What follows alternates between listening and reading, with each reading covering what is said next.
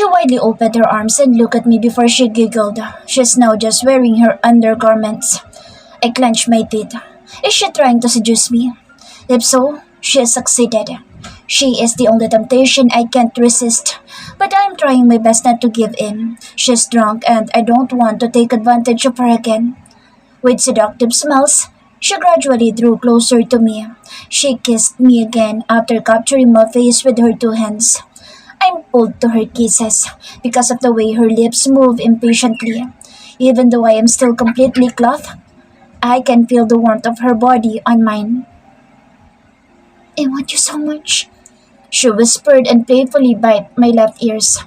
I groaned when she inserted her hands inside my shirt and played with my left nipple. My God, it's hot. I feel so hot. I want you.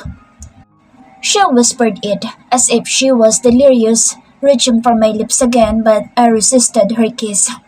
I hold her face and ask her, did you drink something from someone? I know that she is drunk, but she's behaving strangely. I'd seen her like this before. She giggled and nodded while covering her lips. My jaw tightened. I am right. She's not just drunk, she was drugged. Heavens POV. Napahawak ako sa ulo ko nang magising ako. Inilibot ko ang mata ko. Nakahinga ako ng maluwag dahil nasa kwarto namin ako. Bumangon ako pero nanlaki ang mga mata ko nang bigla akong nanlamig kaya napatingin ako sa sarili. Lumaglag hanggang bewang ko ang kumot at wala akong kahit na anong saplot sa itaas na bahagi ng katawan ko. Marahan kong sinilip ang ibabang bahagi na natatakpan ng kumot at mariin ako napapikit nang makitang wala din akong kahit na anong saplot. It means I am fully naked and only the blanket covered my body. Mabilis ko itinaas ang kumot at kinipkip iyon sa kilikili ko. Tatayo na sana ako pero biglang pumasok si Rafael. Seryoso ang mukha nito habang nakatingin sa akin. What happened?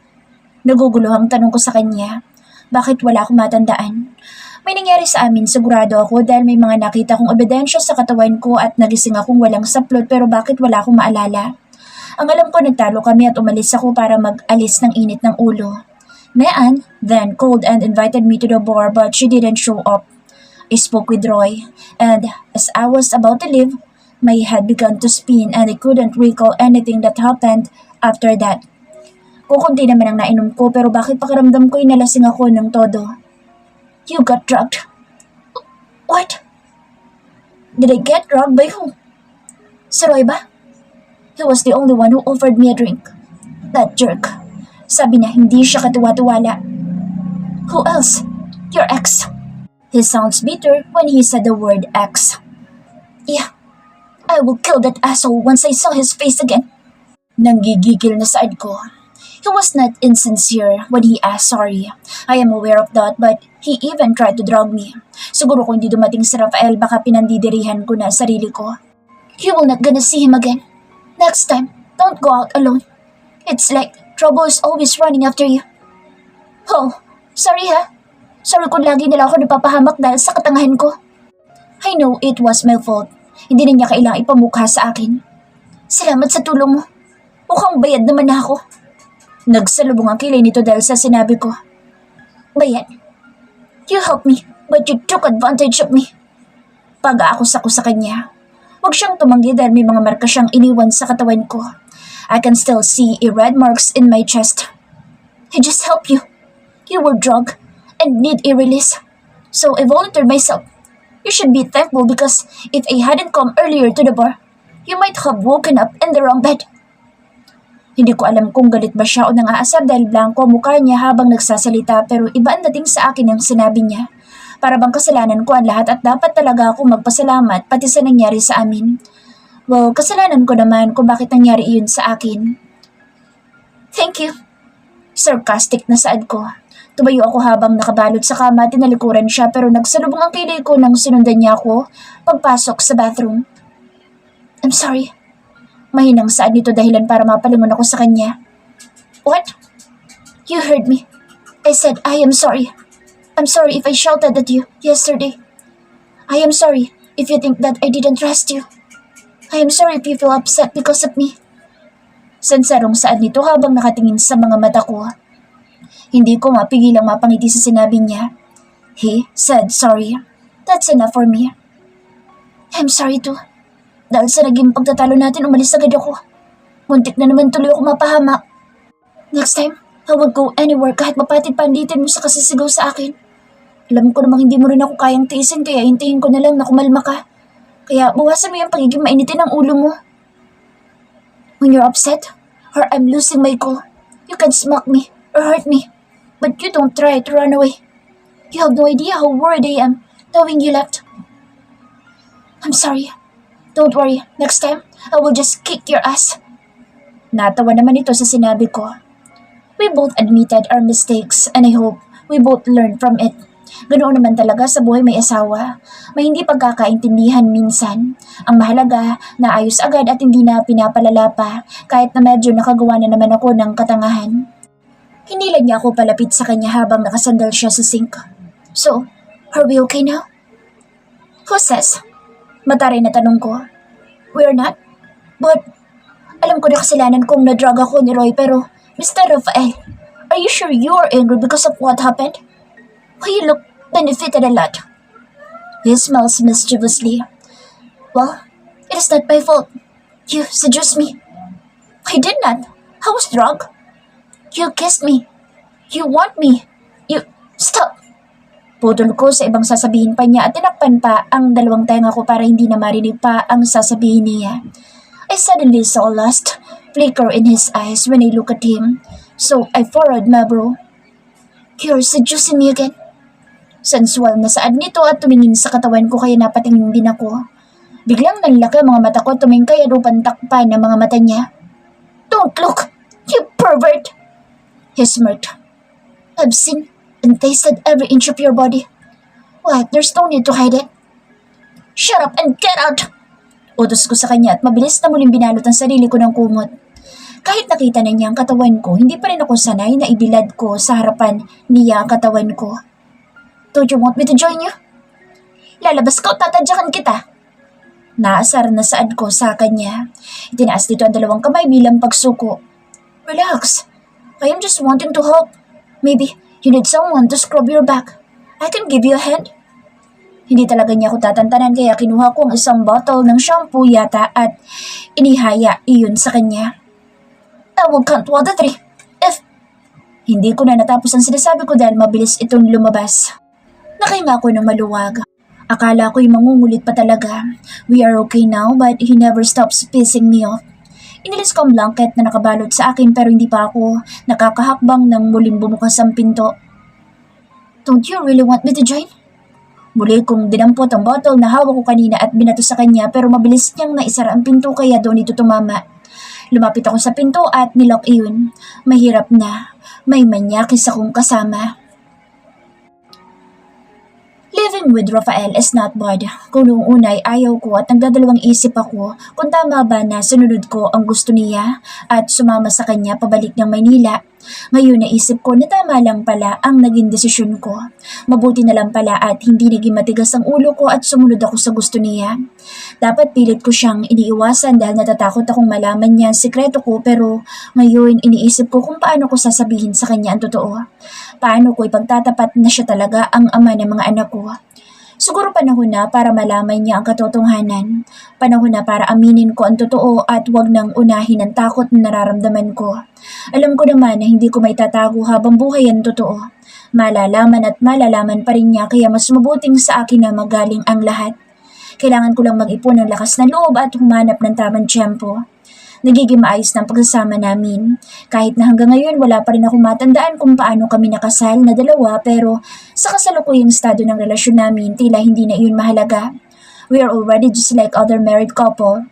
He is sweet and caring even though he never said the magic words. At alam ko na nahuhulog na rin ako sa kanya o mas tamang sabihin na nahulog na talaga ako.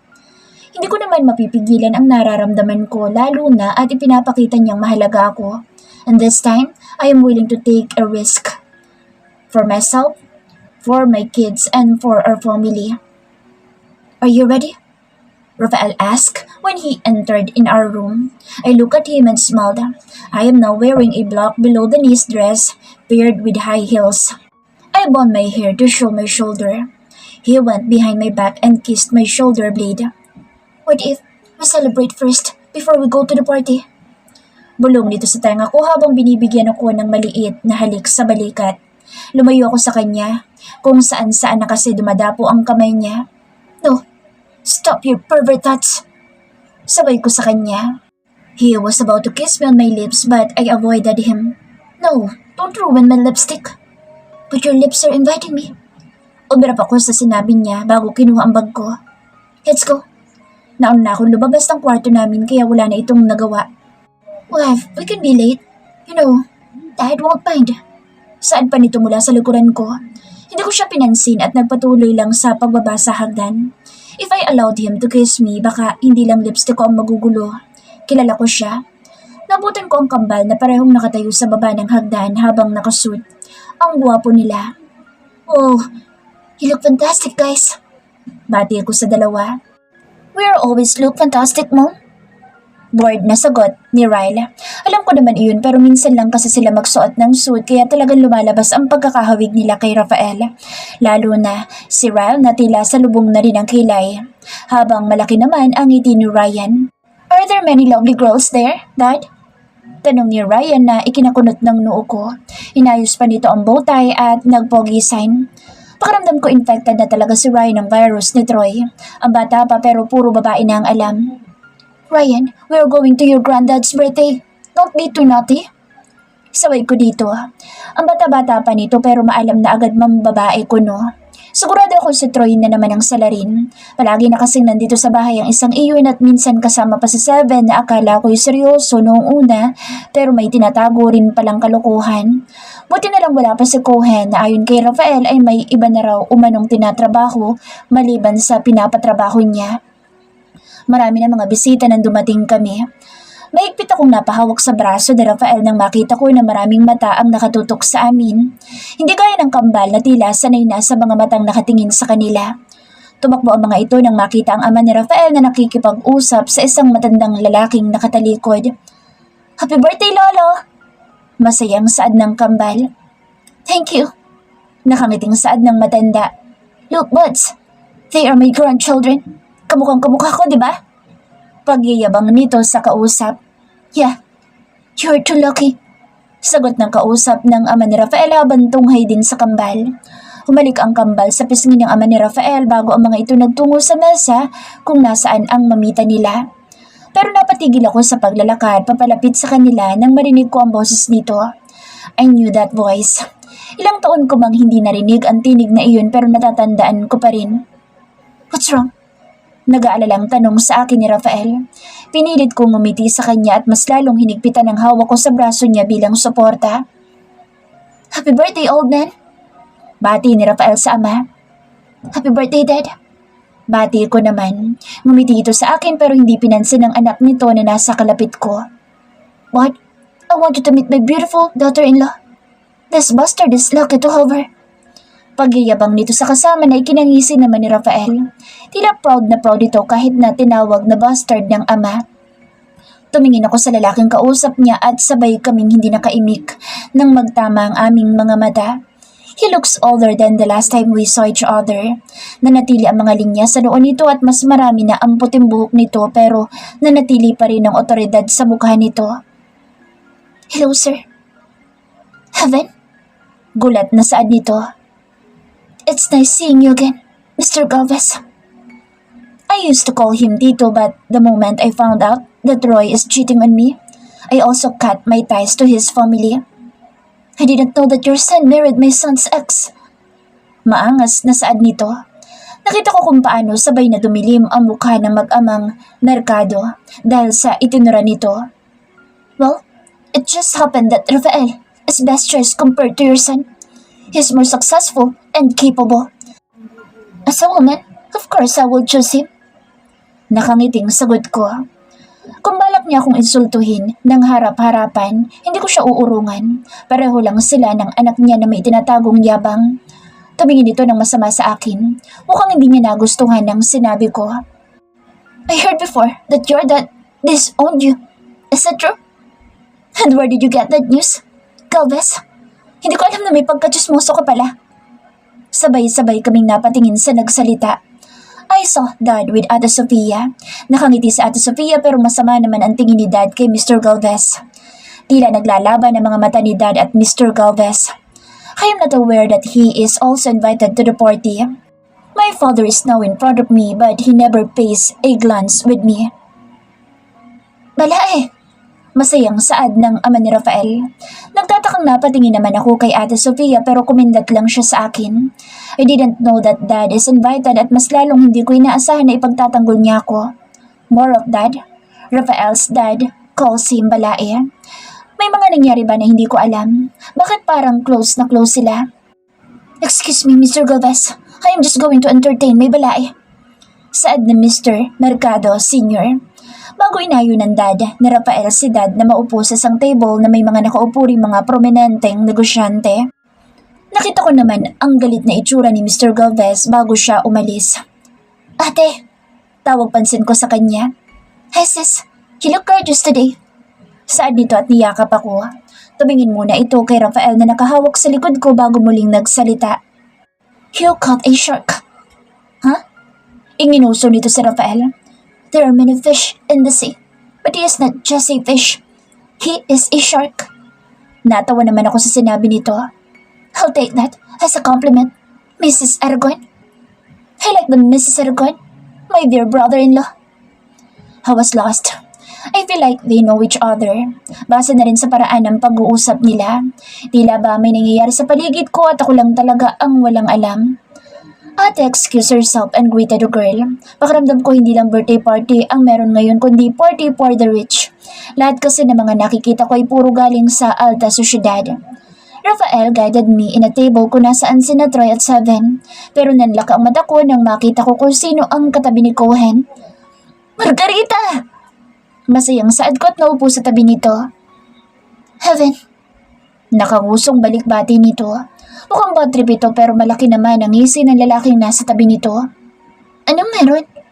Tanong ko na makaupo ako sa kalapit niya sa kabilang tabi ko naman sa Rafael. Inilibot ko ang mata ko at nakita ko ang kambal na hindi humihiwalay sa lola nila. Wala. Someone just drugs me here. And look at my dress. Daig ko pang papasok sa kumbento. Pagrereklamo nito, naka-turtleneck dress na lampas hanggang tuhod ito pero fit naman kaya kitang-kita ang hubog ng katawan nito. Okay naman na. Maganda nga eh. Nasanay ka kasi magsuot ng bitin sa tela kaya nagrereklamo ka ngayon. Singit ni Cohen. Bakit kapag gano'n ang suot ko sa opisina hindi ka naman nagrereklamo? Sikbat na Margarita na ikinasipo ni Troy. Maging si Seven ay napangisi. Because this friend of mine is selfish, Margarita. Nakangising sa ni Troy at inakbayan si Cohen. He is infected by Rafael. Susog pa ni Seven. The territorial man. And they do believe in saying that your body is for my eyes only. Natatawang saad ni Troy. Asar na tinanggal ni Cohen ang pagkakaakbay sa kanya ni Troy. I am not territorial. I am just protecting here. Depensa ni Cohen pero pinagtaasan lang siya ng kilay ng mga kaibigan niya. Cohen likes her. Bulong sa akin ni Rafael at pinaglaruan ng isang kamay ko. I think kailangan ko na rin humanap ng date. I don't want to watch lovebirds in front of me. I thought this is a birthday party but my eyes hurt because of the couples around me. Kunwari ay asar na saan ni Troy. Lumingalinga pa ito sa paligid, tila naghahanap ng prospect. We're not lovebirds. Hindi ko pumapatol sa gaya ng kaibigan niyo, no? Matari na depensa ni Margarita at umirap kay Cohen bago uminom ng wine. You don't like him? Tanong ni Troy at mapangasar na tumingin kay Cohen. Mukha bang gusto ko siya? Nakatikwas ang kilay na balik tanong ni Margarita. So, it is possible for you to like me?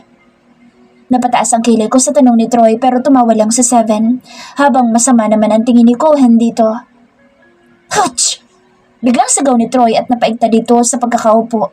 Masama itong tumingin kay Cohen habang hinihimas ang binti. Kailan ka pa naging kabayo? Shut up! Let's go! Inis na saad dito at hinila ng palayo si Margarita. Pikon! Natatawang saad ni Troy habang sinusundan ang tingin ng dalawa na naglaho na sa mga bisita. Bastard! Komento ni Rafael na kanina pa tahimik. That's why I don't want to fall in love. Love is very stressful. Right, Seven? Who said I'm single? You also have a girl? Kunwari ay shock na tanong ni Troy. Hindi naman nagsalita si Seven at ngumisi lang kay Troy bago uminom ng alak. Niyaya naman akong tumayo ni Rafael. Nagkakasiyahan na ang lahat.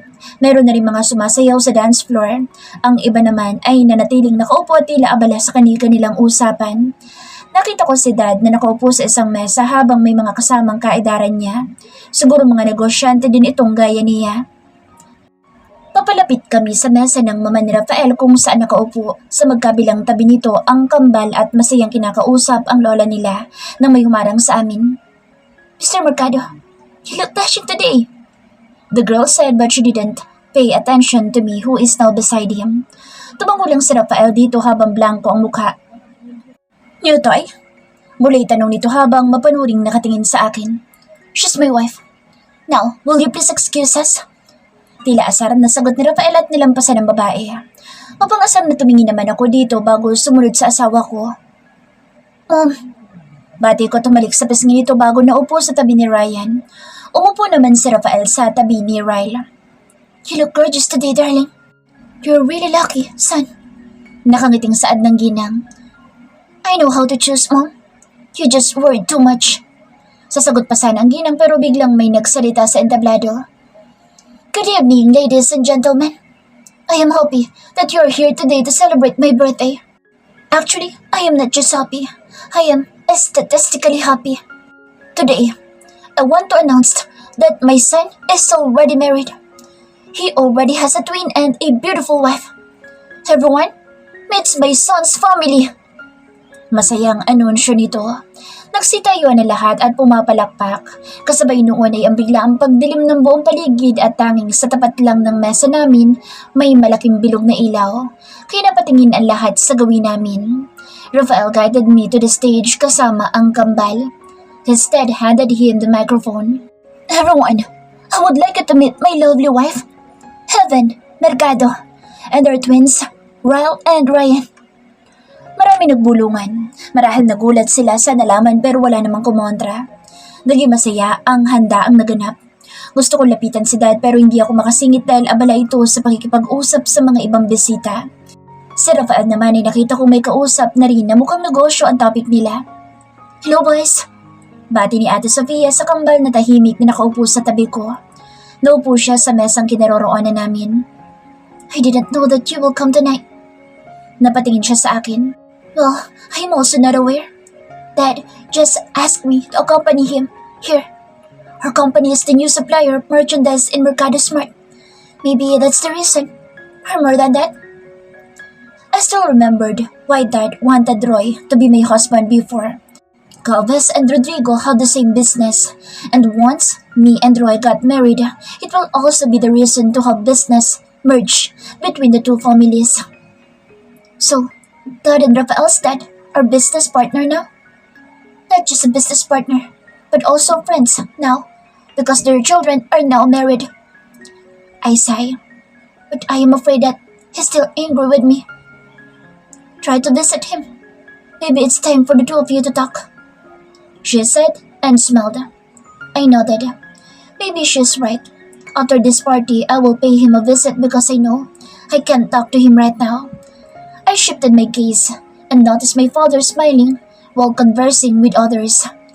I sincerely hope he has already forgiven me. Nasa harapan ako ng gate ng bahay kung saan ako lumaki.